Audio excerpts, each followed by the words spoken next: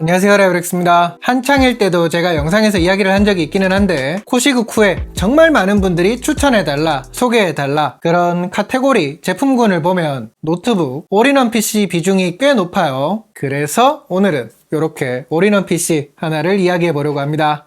이제 데스크탑을 두기에는 공간상의 제약이 있는 분들, 그 다음에 평소에 휴대성이 크게 요구되지 않는 분들, 그리고 이제 게임 같은 고성능이 많이 필요하지 않은 분들이라고 하면 요거 알아두시면 좋을 것 같아요. 이그닉 BY24Y2500 모델입니다.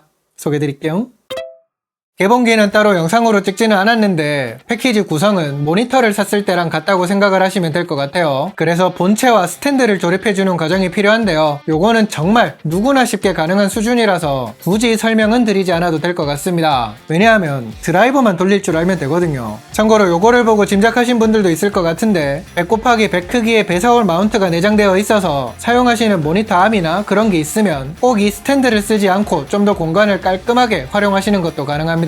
어쨌든 스탠드 연결을 기준으로 요거는 틸트, 스위블, 피벗을 지원해요. 사실 이제 올인원에서 요렇게까지 다 가능한 게 그렇게 많지는 않거든요. 그런 거를 생각해보면 모니터를 세로로 세워서 하는 업무도 그렇고 요즘 많이 보시는 그런 세로 모드 콘텐츠, 유튜브 쇼츠나 그런 것들, 그런 감상도 그렇고 그런 쪽으로 비중이 좀 있는 분들이라고 하면 더 반가울 것 같습니다. 아무튼 이제 외관 전반은 화이트 베이스에 실버가 포인트로 좀 들어가면서 심플하고 좀 산뜻한 깔끔한 그런 느낌이 있어요. 그리고 이제 이런 올인원 PC는 제가 예전에 아이맥을 소개하면서도 이야기했던 것 같은데 기본적으로 제공하는 인터페이스가 사용성에 미치는 영향이 꽤 크거든요. 이 녀석은 USB Type-C 포트, USB 3.0 포트, USB 2.0 포트 4개, HDMI 2.0 포트, DSub 포트, 오디오 잭 등이 제공됩니다. 제가 알기로 전작은 USB Type-C 포트가 없었던 걸로 알거든요. 이런 변화를 보면 요즘의 흐름에 맞춰가지고 잘 바뀐 포인트가 아닌가. 그리고 본체 옆쪽으로 USB 포트가 2개가 따로 요렇게 있어요. 요것도 이제 일반적인 사용성을 생각하면 편의성을 잘 고려한 것 같다, 그런 생각이 들었어요. 참고로 DSub 포트나 HDMI 포트를 이용하면 듀얼로 확장해가지고 쓰는 것도 가능합니다. HDMI 포트로 출력을 하면 4K 해상도 60Hz까지 가능하고요. 근데 제가 이제 요거를 써보면서 인터페이스 구성이라든지 배치 그런 데서 조금만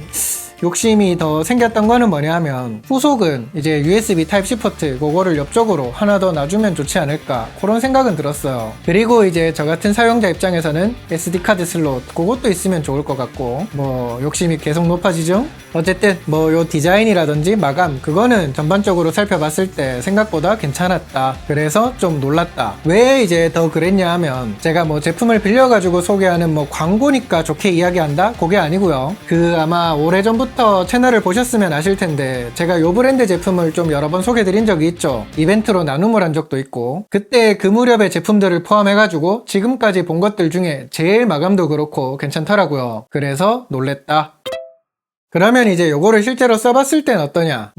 이제 오래전부터 올인원 PC라고 하면 좀 몇 가지 그런 편견들이 있죠. 성능이 별로다? 심지어 이제 사용자가 직접 뭔가 업그레이드 하는데 한계가 크다? 그런 거. 근데 사실은 요즘은 꼭 그렇지도 않습니다. 올인원 PC도. 생각해보면 예전에는 이제 구조적인 한계랄까? 그러니까 이제 발열 처리 등 해가지고 어려움이 있으니까 모바일 CPU 그런 거를 넣어가지고 좀 성능도 떨어지고 그런 게 있었거든요. 물론 요즘도 그런 게 있기는 하지만 이그닉 BY24Y 같은 경우에는 데스크탑 CPU를 탑재하고 있어요. 심지어 12세대 i5 프로세서를 탑재했습니다. 그러니까 처음에도 말했지만 일반적인 컴퓨팅, 쉽게 말해서 대부분의 작업이 생산성 관련된 거라든지 틈틈이 컨텐츠 감상이나 사진 편집 정도를 한다? 그렇다고 하면 이거는 실사용에 전혀 무리가 없어요. 실제로 제가 포토샵을 깔아서 단순 편집은 잘 되는 거를 확인했기 때문에 패스하고 이것보다 성능이 낮더라도 잘 되는 거는 보여드린 적이 많기 때문에, 그래서 다른 걸로 좀 보여드리면 요즘에 포토샵에 재밌는 기능 중에 하나가 있죠. AI를 이용한 생성형 채우기 같은 그런 기능. 그런 거를 해봐도 느려서 못 쓰겠다? 그런 느낌은 없었어요. 오히려 생각했던 것보다 좀 빠르게 처리가 돼서 놀란 것도 있습니다. 그러니까 요런 작업도 가능했는데 문서 작업이라든지 웹서핑이라든지 그런 거는 굳이 보여드리지 않아도 되겠죠.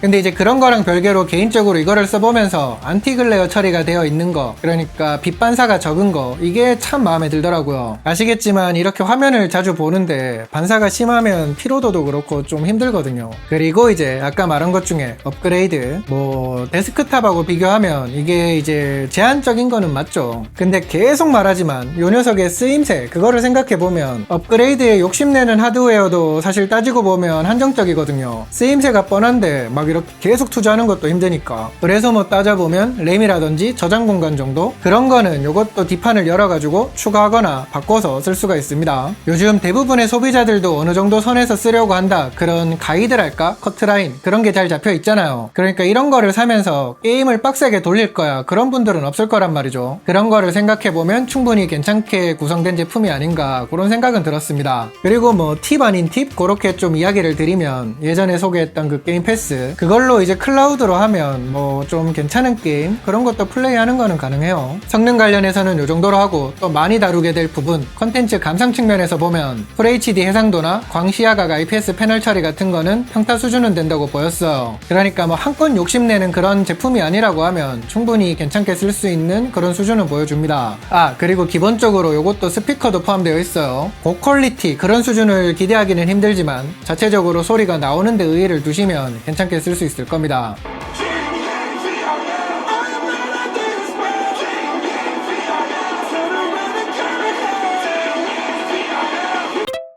이 외에도 와이파이 6를 지원하는 거라든지 블루투스 5.2 지원, 이런 것도 알아두시면 괜찮은 포인트가 아닌가 생각이 되네요. 그러면 이제 이 녀석을 써보면서 아쉬운 점은 없었냐? 개인적으로는 크게 두 가지가 있었어요. 하나는 제가 빌린 이 제품만 그런지는 모르겠어요. 뭐냐면 여기 뒷판을 분해할 때 나사가 분리가 잘 안 되더라고요. 그러니까 정확하게 말하면 하나는 잘 풀리는데 하나는 안 풀려가지고 막 뭉개지고 좀 그런 게 있어서 저는 겨우 풀었거든요. 이게 뭐 업그레이드를 아예 생각 안 하는 분들이라고 하면 문제가 없겠지만, 그래도 직접 뭔가 변경하고 추가하려고 하는데 이런 문제를 겪는다? 그러면 분명히 이거는 아쉬운 부분이지 않을까 싶어서 언급하고 넘어갈게요. 그리고 또 하나는 이 녀석 기본적으로 웹캠이 없어요.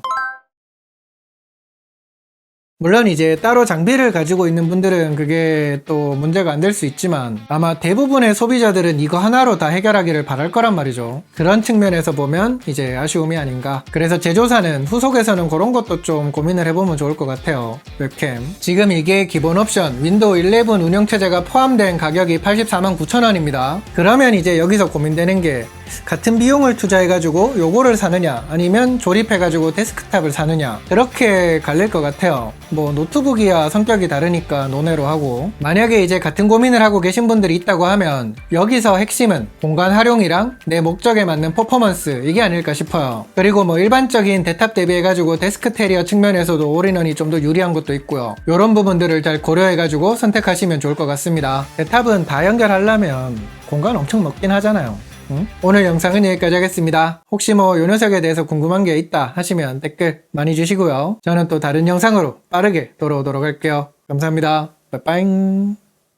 생각해보면 저도 지금 이 뒤쪽으로 예전부터 이제 영상을 보신 분들은 아시겠지만 항상 여기에는 아이맥 같은 걸 뒀었거든요. 심플하게 좀 공간도 활용하고 하려고. 근데 지금은 제가 쓰던 거에 후속이 없어져가지고 뭐 이렇게 바꾸긴 했지만